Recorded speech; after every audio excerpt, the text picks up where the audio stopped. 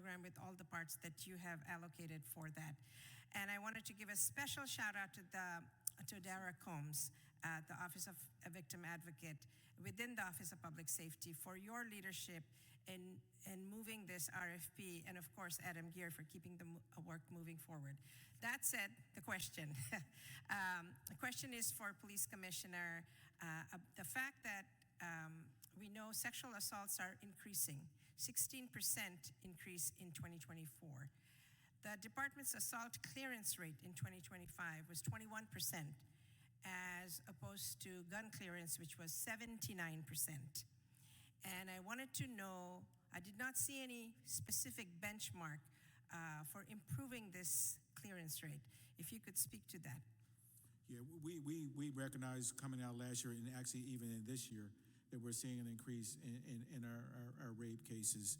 And so part of the work that the Commissioner Venor is doing now is really getting into the details as exactly what is going on, i.e. stranger rapes is always a concern in this regard, and what are the assets and the things we need to do to be able to increase our solve rate. These are very challenging cases, as you know. Yes. Very, very challenging cases. You know this space. But we recognize that coming out of last year and even continue this year, we're seeing a slight increase in our rapes this year. And so the team is working through that process now to identify where are the gaps in our deployment and our investigations, where do we need to increase our investigations. But rightfully, you've definitely identified an area that we are focusing on now this year because of what we're seeing. I also wanted to follow that up with budget allocation in this space. So when you have a gun violence incident, you follow through all the way with deploying resources to try to solve that crime, right? In the case of a sexual assault, because of the sensitive nature of this crime, it starts with PSARC, the Philadelphia Sexual Assault Response Center.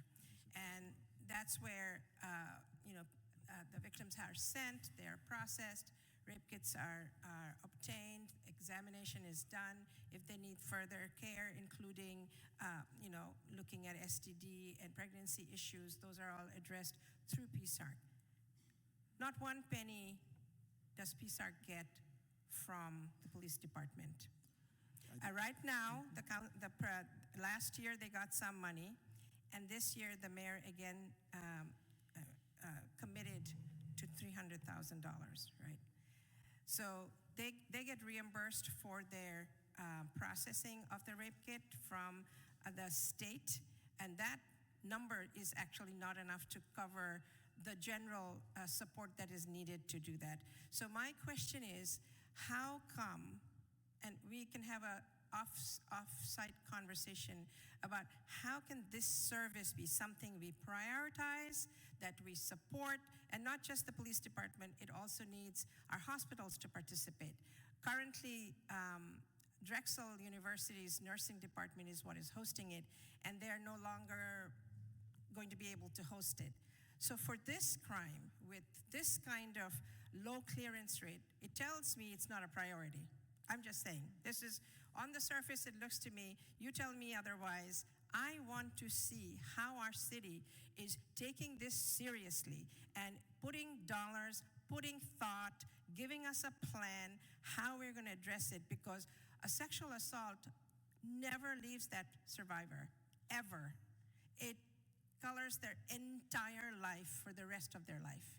And for us to be, it seems cavalier. I don't want to say that it is. I know you guys take all of these crimes seriously, but numbers talk, allocation talks, and so if a budget is a moral document, let's see how we're going to solve this, how we make this a priority in the city of Philadelphia. So that's, maybe you want to answer that before I have one last question. Yeah, I mean, so I hear you, Councilwoman, and we take all of the incidents seriously, the men and women as special victims.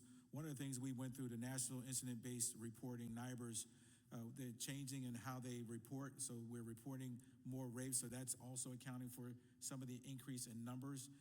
We have 180 days the state requires that you have your DNA processed in 180 days.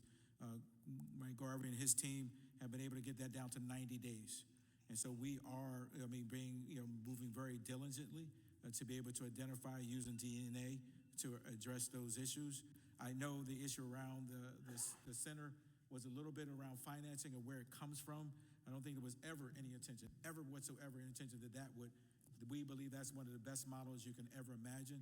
So I don't have that information as to what happened around, whether it came out of my funding or where that funding came. I believe it was just where it came from. But you're guaranteed that that's not a system that's going away because it's highly effective for our men and women. So we're still continuing to move forward. We do have a strategy, the team, and I can bring a follow up with you for purpose of time if you want, and give you a full breadth of how we take an investigation from beginning to end. Again, understanding the challenges, particularly when you don't have DNA and it's a stranger, but that my team is working diligently to be able to bring those individuals who engage in this type of behavior into arrest.